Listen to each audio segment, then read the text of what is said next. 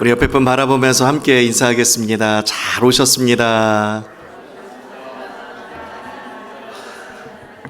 한 번 더 인사하겠습니다. 오늘따라 더 아름다우십니다. 오늘따라 더 아름다우십니다. 직분자라고 하면 교회를 위해서 맡겨진 일에 대하여 책임과 본분을 다하는 사람을 말합니다. 이제 말하자면 목사님, 장로님, 권사님, 우리 안수 집사님, 서리 집사님을 다 포함하고요. 하나님께서 우리에게 맡겨주신 사명이 있기 때문에 실질적으로 우리 모두가 하나님 앞에서 직분자라고 할 수 있겠습니다. 성경에 보면 직분자 교육에 대한 말씀이 여러 군데에 나와 있습니다. 디모데전서 3장 말씀에 보면 직분자의 자격을 말하고 있는데, 책망할 것이 없으며 한 아내의 남편이 되며 절제하며 술을 즐기지 아니하고 돈을 사랑하지 아니하며 자기 가정을 집을 잘 돌보는 자라고 기록되어 있습니다. 그리고 디도서 1장 말씀에 보면 직분자의 기준이 나와 있습니다.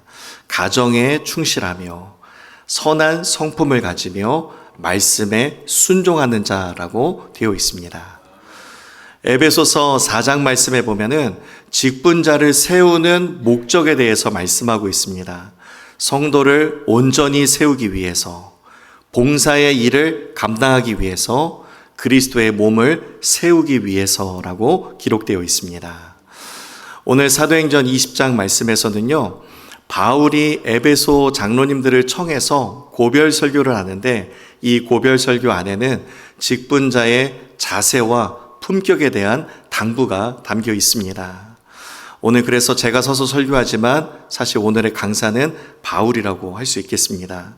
바울이 전하는 하나님이 기뻐하시는 직분자의 모습은 어떠한지 주시는 은혜의 음성 4가지 함께 듣도록 하겠습니다. 첫 번째, 직분자는 어때야 하냐면 가장 중요한 것입니다. 삶으로 인정받아야 합니다. 바울은 에베소 장로들 앞에서 18절 말씀에 이렇게 당당하게 말합니다. 아시아에 들어온 첫날부터, 내가 에베소에 들어온 첫날부터 지금까지 약 3년 동안 내가 항상 여러분 가운데서 어떻게 행하였는지를 여러분도 아는 바니. 아멘. 지금 바울이 지금 에베소 장로들에게 뭐라고 얘기하고 있습니까? 내가 3년 동안 설교한 거 다 들으셨죠? 다 기억하시죠? 라고 묻지 않아요. 지금 뭐라고 얘기하죠? 내 삶을 다 보셨죠? 라고 이렇게 지금 얘기하고 있습니다. 이렇게 당당하게 말하는 거 참 어렵습니다. 그런데 여러분, 삶으로 증명되는 삶이라면, 그리고 말하자면 행실로 증명할 수 있는 삶이라고 한다면 어떠한 100만 마디의 말보다 훨씬 더 설득력 있고 훨씬 더 영향력이 있을 것입니다. 사람들은 생각보다 이 말을 오래 기억하지 않습니다. 하지만 그 사람의 모습은 굉장히 오랫동안 기억합니다.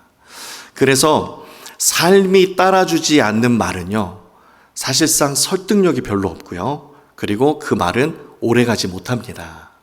근데 삶이 따라주는 말은요, 굉장히 설득력이 있고 사람에게 은혜와 도전을 던지게 됩니다. 삶으로 인정받으시는 직분자가 먼저 다 되시기를 주님의 이름으로 축복합니다. 사도 바울이 에베소 장로들에게 고별 설교를 다 마쳤을 때에 장로들의 반응이 어땠습니까? 이렇게 멋쩍게 웃으면서 이렇게 그냥 억지로 웃어주는 정도가 된다면 굉장히 곤란한 상황이 되겠죠.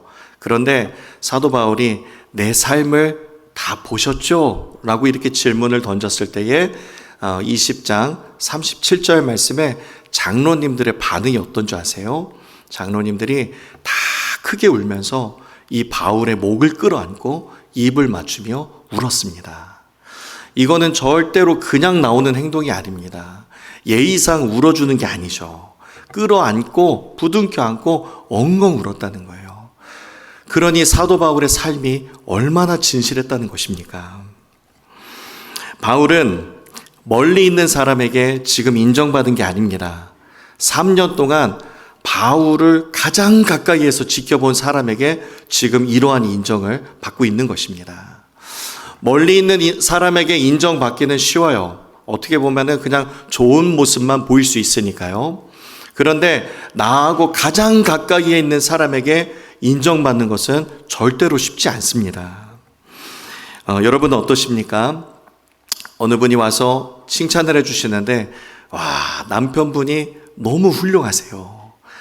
아내분이 너무 훌륭하시고 미소가 아름다우세요라고 이렇게 칭찬을 했을 때, 제가 복이죠 라고 이렇게 답변을 해야 되는데, 만약에 한번 같이 살아보세요 이렇게 답변이 나온다면 곤란하겠죠. 집에서는 다른 사람이에요 뭐 이렇게 반응이 나온다면 굉장히 곤란할 것입니다. 어떤 한 목사님의 사모님이 그랬다잖아요. 제가 한번 말씀드린 적이 있는데, 보따리를 싸서 이 강단으로 왔습니다. 그래서 목사님이 사모님을 데리러 오셨어요. 집에 가야지, 여기서 뭐해. 그러니까 사모님 하시는 말씀이, 나는 집에서 무뚝뚝하고 무섭게 하는 그 남편 말고 이 강단 위에서 생글생글 웃는 그 젠틀한 남편하고 살고 싶어서 나 여기 왔어. 나 못 가, 안 가, 이렇게 하더라는 거예요. 여러분, 삶으로 인정받되 가장 가까이 있는 사람에게 먼저 인정받으시는 떳떳한 직분자가 되시기를 바랍니다. 어느 큰 교회를 담임하고 계시는 목사님이 계십니다. 말씀도 좋고요. 생글생글 웃으시면서 말씀 전하시고, 그리고 성도님들한테 그렇게 친절하실 수가 없어요. 그런데 교육자 회의만 했다 하면 물병이 날아다니고 볼펜이 날아다니고, 이 목사님이 손에 잡히는 건 다 집어던지기 때문에 사방 거리에다가 뭘 갖다 놓지 않는다고 합니다. 교육자 회의가 다 끝나면 문 닫아놓고 성도님들이 보실까봐 조용히 그 방을 치우는 게 부교육자들의 일이라는 거예요. 여러분, 그 모습이 맞겠습니까? 여러분은 어떠십니까? 가까이 있는 분들에게 어떤 평가를 받고 계십니까? 직분자의 영향력은 직함에서 절대로 나오지 않습니다. 직분자의 영향력은 다들 바라보고 있는 그 삶에서부터 나오게 되는 것입니다. 가까이 있는 사람에게 삶으로 먼저 인정받으시는 훌륭한 직분자들 다 되시기를 주님의 이름으로 축복합니다. 두 번째는, 직분자는 충성해야 합니다. 충성의 특징 세 가지를 사도 바울이 본문에서 말하고 있습니다. 먼저 18절 말씀해 보면, 아시아에 들어온 첫날부터 지금까지 내가 항상 3년 동안 쉬지 않고 항상이라고 하는 단어를 쓰고 있습니다. 여러분, 충성의 가장 기본적인 특징은 무엇이냐면 항상입니다. 항상. 몸이라도 다 내줄 만큼 굉장히 열정적이지만 그게 템퍼러리로 잠깐 일시적이라고 한다면 그것을 우리는 충성이라고 말하지 않습니다. 굉장히 뜨겁게 열정적으로 하지만 내가 기분이 내킬 때, 내가 원할 때 그때는 하지만 내가 원하지 않으면 언제든지 안 하는 거라면 그것도 충성이라고 말하지 않습니다. 충성은 항상입니다. 비가 오나 눈이 오나 바람이 부나 혹 설령 내 옆에 있는 분들이 전부 다 십자가를 내려놓는다 할지라도 나만큼은 끝까지 붙들고 있는 것, 항상 끝까지 붙들고 있는 것, 그것이 바로 충성인 줄로 믿습니다. 항상 충성하시기를 주님의 이름으로 축복합니다. 또한 20절 말씀해 보니까 유익한 것은 무엇이든지 했다라고 말하고 있습니다. 교회에 유익하고 성도님들에게 덕이 되는 것이라면 내가 희생을 감수하고서라도 무엇이든지 하는 것, 그것이 충성입니다. 그런데 또 우리는 반대로도 생각할 수 있습니다. 하지만 교회에 유익하지 않고 성도님들에게 덕이 되지 않는다고 한다면 무엇이든지 절대로 하지 않는 것도 그것도 충성입니다. 무엇에든지 충성하시기를 주님의 이름으로 축복합니다. 또한 20절 중반절 말씀해 보면 각 집에서나 공중에서나 거리낌 없이 전하고 가르쳤다. 어디에서든지 전했다라고 말씀하고 있습니다. 교회에서 봉사하고 헌신한 것만이 충성이 아닙니다. 주일을 준비하기 위해서 성가대 얼마나 연습을 많이 하셨겠습니까? 연습을 굉장히 많이 하시니까 이렇게 찬양이 은혜롭잖아요. 아멘입니다. 우리 찬양팀 역시도 마찬가지입니다. 제가 콘티 보내드리면 그걸 가지고 같이 연습하시고, 그리고 또 이 찬양을 어떤 마음으로 부르자라고 하면 한 주간 동안에 그거를 기도로 준비합니다. 그리고 성도님들의 마음이 활짝 열리기를 예배를 위해서 준비하거든요. 그 준비하는 모든 시간도 다 충성이죠. 그리고 또 주일 식사를 준비하기 위해서 장을 보러 가시죠. 그리고 또 강단 꽃꽂이가 매주마다 얼마나 이렇게 아름답습니까? 저는 어느 꽃집 가도 이렇게 못 봤습니다.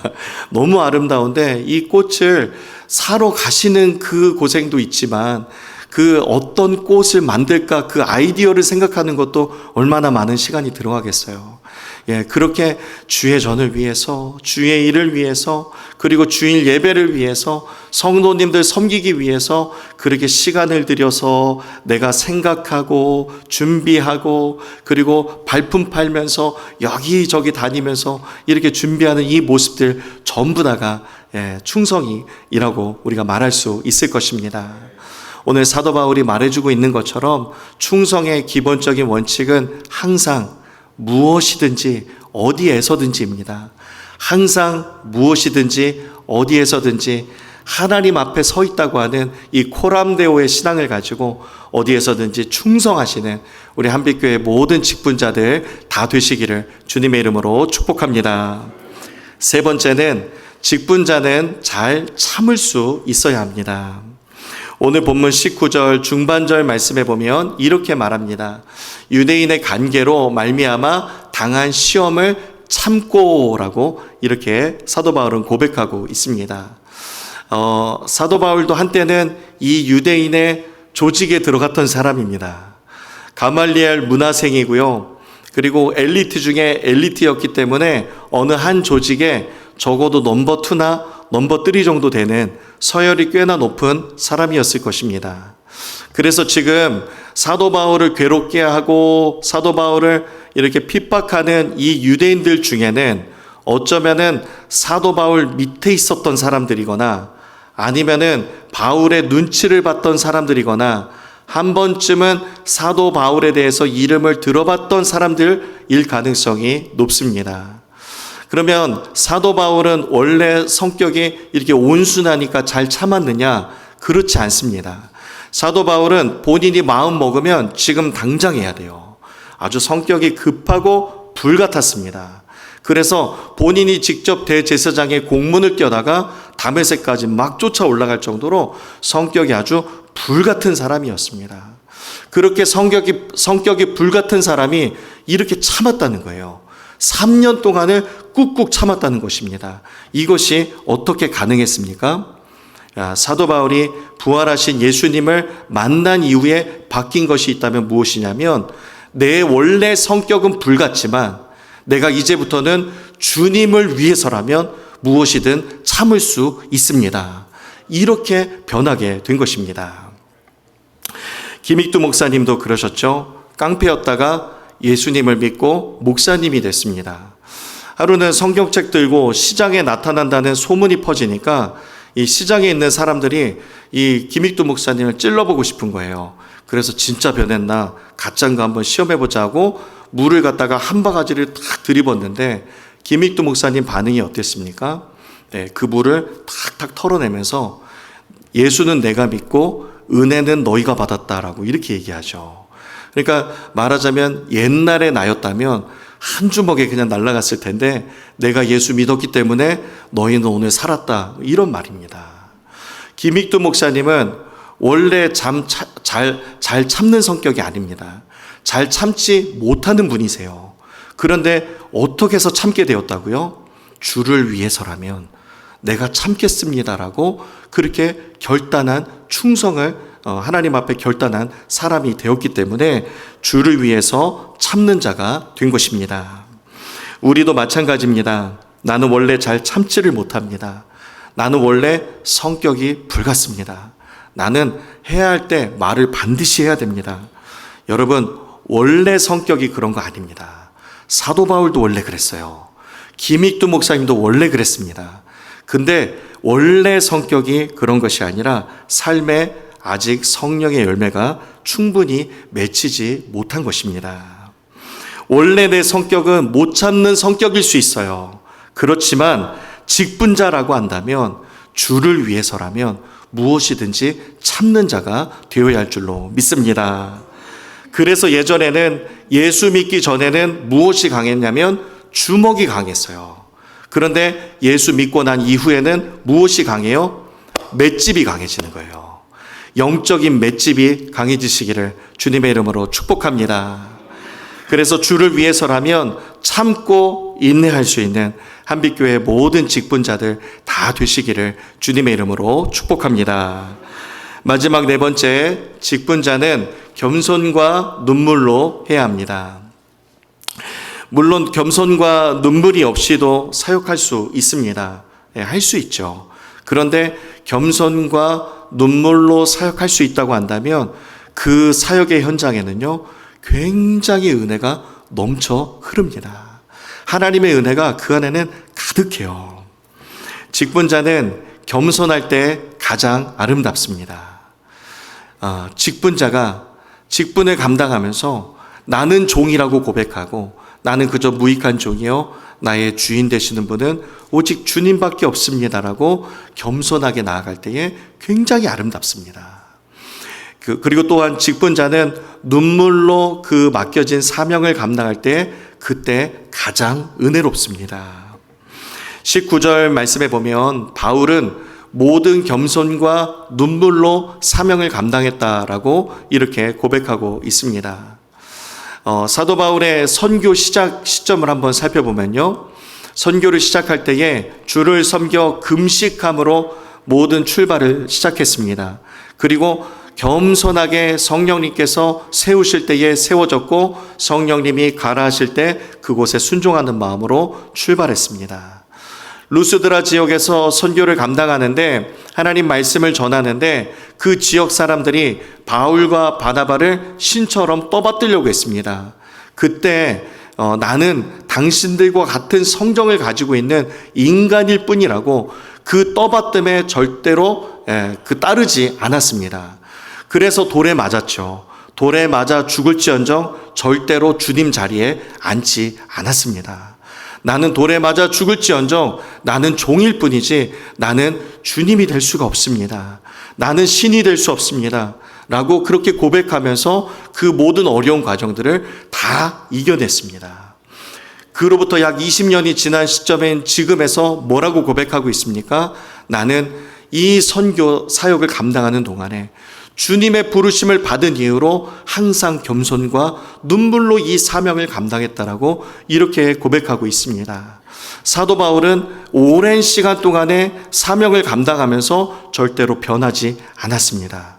바울의 삶에는 겸손이 있었고 엎드림이 있었고 무릎은 점점 더 단단해졌으며 눈물로 하나님 앞에 사역할 수 있었습니다. 우리도 마찬가지입니다. 직분을 오랫동안 맡다 보면 나도 모르게 거기에 익숙해져 버립니다. 하나님 앞에 서서 직분을 받게 됐을 때 정말 긴장되고 떨리고 정말 울음이 터질 만큼 그 감격스러웠던 그 감격을 다 잃어버릴 때가 있습니다. 시간이 지나면서 맡겨진 사역이 일처럼 느껴지고 굉장히 번거롭게 느껴지고 뭐하러 이건 이렇게 하나 저건 저렇게 하나 더 간단하게 더 심플하게 그리고 아예 안 할 수는 없나 그런 생각도 들 때가 있습니다.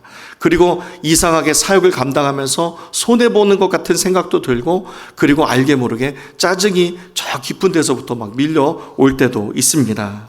내가 교회 안 다니면 편하게 이런 어려움 당하지 않고 그냥 편하게 살 수 있을 텐데 라는 위험한 생각까지 들기도 합니다. 여러분, 그래서는 절대로 안 됩니다.